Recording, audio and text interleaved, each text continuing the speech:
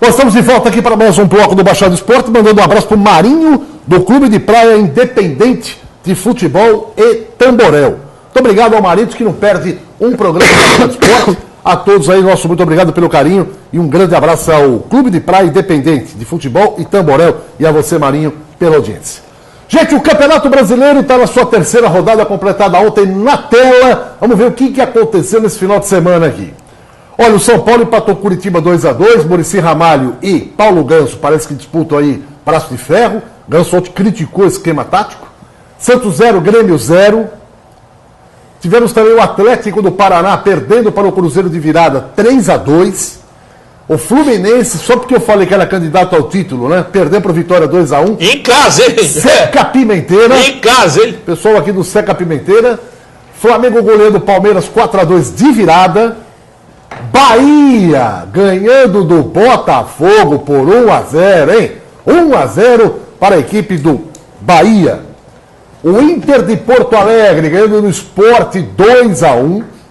O clássico catarinense deu Criciúma 1-0. Tivemos também o Atlético Mineiro perdendo para o Goiás em 1-0. E o Leverkusen hoje declarou que tem jogador que não está nem aí. Chapecoense perde para o Corinthians 1-0 e o Corinthians assume a liderança, como você está vendo aí na tela, 7 pontos ao lado do Cruzeiro, Inter de Porto Alegre e Goiás. Mas o Corinthians tem um saldo melhor, 3 gols. Aí vem Fluminense com meia dúzia. Depois, Bahia meia dúzia. São Paulo 5 pontos. Atlético do Paraná e Flamengo ao lado do Sport 4 pontos. Temos aí também o Vitória da Bahia ao lado do Grêmio, 4 pontos. Criciúma, meu amigo, em 13º lugar, com 3 pontos. Palmeiras com 3 em 14º. Coritiba com 3 em 15º. Temos aí o Santos Futebol Clube, um degrau apenas do Atlético Mineiro, 16º com 3. E o Galo com 1 ponto ao lado do Chapecoense, do Botafogo, Figueirense 0. Se o Galo tivesse ganho ontem do Goiás, o Goiás ficaria só com 4 pontos, o Atlético iria para 4 e o Santos ficaria entre os 4 últimos. Sábado, 18h30, Palmeiras e Goiás. Inter de Porto Alegre recebe o Atlético do Paraná. E à noite, 21 horas, Botafogo e Criciúma. Vamos ter no domingo, Fla-Flu, que jogo, hein? 4 da tarde. São Paulo e Corinthians na Arena Barueri. Outro jogo importante, Atlético Mineiro e Cruzeiro, é o clássico das Alterosas. E o Chapecoense recebe o Grêmio, hein? Lá em Chapecó. Coritiba enfrenta o Sport. Bahia e Vitória, é o Bavi. Domingo, lá na Arena Fonte Nova. E para terminar, 18h30, o Santos vai pegar o lanterna do campeonato, o Figueirense, lá em Santa Catarina. Olha, vocês querem primeiro ver as imagens do empate do Grêmio, depois fazer uma análise da tabela do Campeonato Brasileiro? Para a gente fazer um balanço geral, né?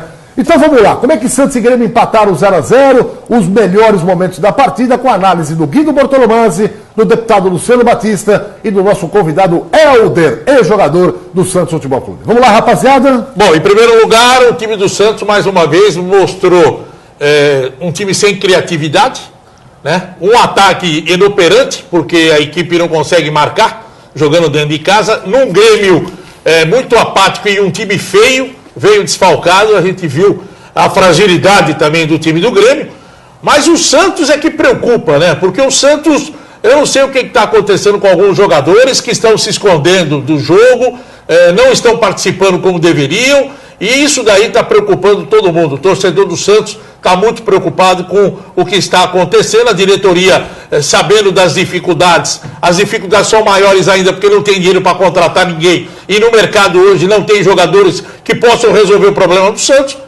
e aqueles que podem resolver custam caro, e a diretoria não tem como contratar. Aqueles que o Santos tem, o técnico não coloca, porque fica no banco um jogador como o Lucas Lima, que entra no segundo tempo e põe fogo na partida, e já não é de hoje que tem que jogar como titular, e o treinador não enxerga isso, continua errando, e o time se comprometendo no Campeonato Brasileiro. Então, se não mexer no time, se não começar a mexer na estrutura da equipe, o Santos vai sucumbir mais um ano nesse Brasileirão. Ô Luciano, foi justo esse placar aí de 0-0? Ou o Santos merecia a vitória? Ou o Grêmio merecia a vitória? O que você achou do jogo?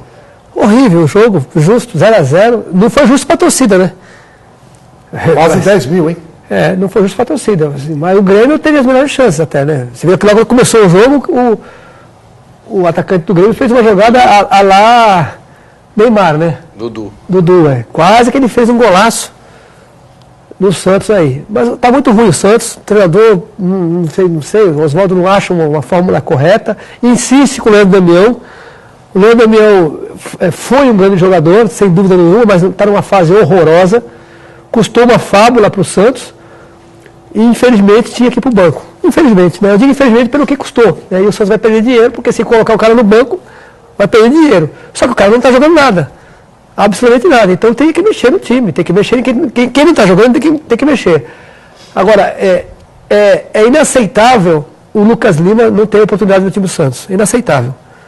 Eu acho que ele já está merecendo a oportunidade faz tempo. Toda vez que ele entra bem. Não sei se o Oswaldo não gosta dele. E aí agora fala-se da contratação do Renato. Eu, particularmente, sou fã do futebol do Renato, mas não é uma posição que a gente está precisando, né? A gente está precisando de outras posições. Mas eu sou fã dele, aprovo, se é que não depende da minha aprovação, mas eu sou favorável à contratação dele. Mas é um momento que... Lima, agora há pouco nós vimos um passe que ele deu agora ali, no bico da grande área. É verdade. Então eu acho que o Oswaldo precisava dar mais oportunidades para os outros jogadores, porque parece o seguinte: o Leandro Damião pode jogar mal, pode jogar horrivelmente, pode ser péssimo, que ele sempre será o titular do time. Parece que é uma coisa assim, a cadeira cativa. O Leandro Damião, a 9 é dele, que não sai. Se fizer gol, não sai. Se não fizer gol, não sai. Se não jogar nada, também não sai nenhuma hipótese. Isso é ruim, né? Porque nós estamos vendo aí o Santos, 3 jogos, perdeu 6 pontos. O Santos perdeu 6 pontos, sendo 4 em casa. É inadmissível. Está a um ponto do rebaixamento. Mas está cedo, começou agora o campeonato. Eu sei que começou agora, mas isso depois para recuperar, né, aí vai ficar... Aí eu estou vendo já. Nós estamos lutando por uma vaga na Libertadores. Aí daqui a pouco, nós estamos lutando por uma vaga na Sul-Americana. Daqui a pouco nós estamos lutando para não cair. Entendeu? Então é deprimente ver o Santos nessa situação. Agora, fruto de uma gestão mal feita dessa diretoria. Eu quero ver a opinião do Helder, que foi ex-jogador do Santos Futebol Clube, já deve ter passado também por turbulências, né? O time não ganhando e tal. E aí, Helder, como é que você que também viu o jogo contra o Grêmio, o que você está achando do Santos? Por que o Santos está vivendo esse momento ruim? É em função da perda do título para o Ituano? Isso abalou as estruturas? Qual é a tua opinião, você como ex-jogador? pelos resultados, acredito que o pessoal tenha sentido um sim. Porque não vem jogando conforme vinha atuando no Campeonato Paulista, né? Realmente tem alguns jogadores que estão se escondendo, tem que chamar a responsabilidade. Nós estamos vendo o caso do Ganso no São Paulo, que o Muricy não está bem e tirou. Então, se o Leandro Damião, acho que o Oswaldo sabe a melhor a decisão tomar, o Lucas precisa entrar, está entrando, está dando dinâmica ao jogo, está criando, tem que colocar para jogar. E alguns jogadores mais experientes têm que chamar a responsabilidade, porque é um início de um campeonato brasileiro e que a gente sabe que depois da Copa o campeonato vai ficar mais difícil, tem equipes se reforçando, né? Tem equipes contratando.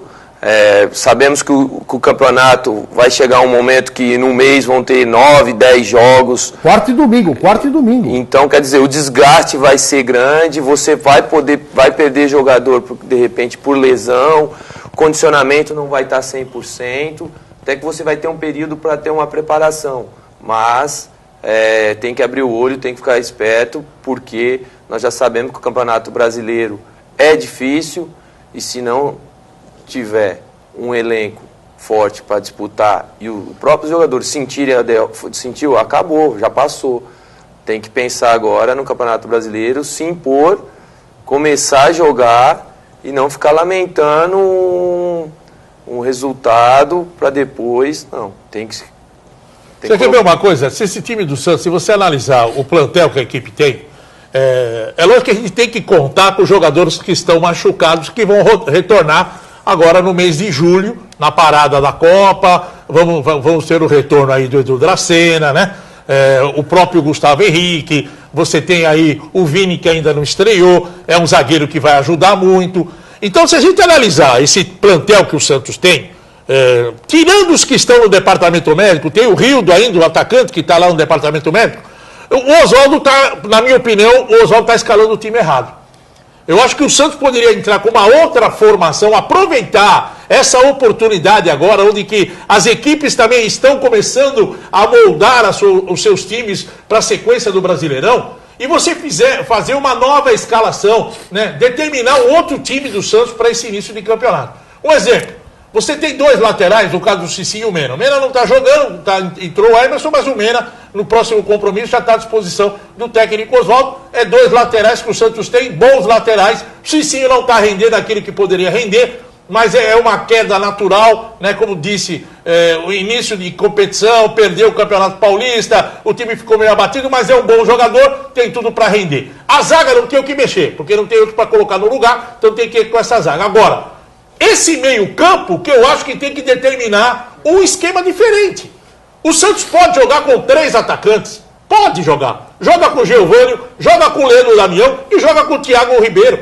Os 3 atacantes. Só que o meio-campo é que tem que alternar, tem que mudar. Joga com o Arouca, Cícero e Lucas Lima. Por que não coloca esses 3 jogadores no meio-campo e libera 3 atacantes? E aí você vai ter mais posição, mais jogadas de fundo pro Leandro Damião. Aí você ficaria com o Arouca de volante. Arouca de volante, o Cícero segundo volante e o Lucas Lima com liberdade para armar. Mas o Lucas Lima marca também, ele joga como segundo volante. Ele é um jogador de marcação. Ele também tem essa característica. Só que você vai ter mais jogadas de ataque. Você vai abastecer mais o Leandro Damião. Porque o Leandro Damião é um centroavante que ele pode perder gols, mas ele precisa receber. A bola tem que chegar mais nele. Ele tem que ser mais trombador de área, jogador que tem mais jogadas de área, coisa que não está acontecendo. Esse jogo com o Grêmio, quantas bolas chegaram no Damião? Chegou uma, ele chutou de pé esquerdo e mandou para fora. O gozado, e o resto? Ele colocou o Giovânio para jogar, entrou com o Giovânio, e foi uma alteração óbvia, né? Porque o Giovânio é um cara, ele é agudo, ele é um cara agressivo, ele é um cara que vai para cima. Porém, sacou o Leandro Damião naquele momento, que estava mal. Só que quando ele botou o Giovânio, as bolas alçadas da área aumentaram consideravelmente. Vira e mexe jogadas pelos flancos e bola na área. Só que aí o cara fala assim, bola na área? Pra quem? Pra quem? Agora que era o Leandro Damião, pra ser municiado, né? Você não pode, veja bem, explorar o que ele tem de melhor. Você não pode ser picado pela torcida. O treinador, ele tem que ter a sua postura no trabalho. Ele não pode ser levado pelo torcedor. Eu acho que o Leandro Damião está passando por uma fase de sobrecarga. Ele chegou, tudo nele vem de peso maior. É um jogador que custou caro, 42 milhões, tem um salário alto, veio para resolver o ataque. Então toda essa carga que ele acabou recebendo não está sendo colocado em prática o futebol dele por causa disso também. Ele está ansioso. Sabe, é um jogador que está com aquela ansiedade para querer fazer o gol, para tirar esse peso das costas. Então o time está levando essa carga negativa também. Agora você vai falar, eu vou tirar o Damião e vou colocar um centroavante. Me fala o centroavante que o Santos tem. Stefano Yuri. Mas não é um jogador. Stefano Yuri. Mas não é um jogador. O Oswaldo corrigiu esse erro. Quando ele viu que as bolas estavam chegando com muito mais facilidade na área pelos flancos do campo, aí ele botou o Stefano Yuri. Mas aí a pergunta que se faz, por que não deixou o Leandro Damião quando colocou o Giovânio para jogar? Né? Porque aí as bolas iriam na área, fala, bom, eu vou explorar. Se o Leandro Damião não der no couro, eu saco ele e boto o Stefano Yuri. O problema todo é que ontem mesmo, depois da entrevista coletiva, não sei se nós temos aí até para mostrar, o Oswaldo, ele vai falar sobre isso. Ele vai falar sobre a juventude. Ele vai falar sobre os jovens. Ele vai falar que a carga está caindo em cima da garotada, falta de experiência. Ele mesmo está se contradizendo por aquilo que ele chegou no Santos e falou. Não, eu vou trabalhar com a base. A base é o futuro do time. Eu sei trabalhar com essa base. Revelei vários jogadores do Botafogo. Agora ele está jogando a carga em cima deles. Vamos ouvi-lo. Então vamos ouvir o Oswaldo Oliveira. Depois a gente comenta com o Luciano Batista, com o Helder também, a respeito desse momento que o Santos está vivendo. Vamos lá.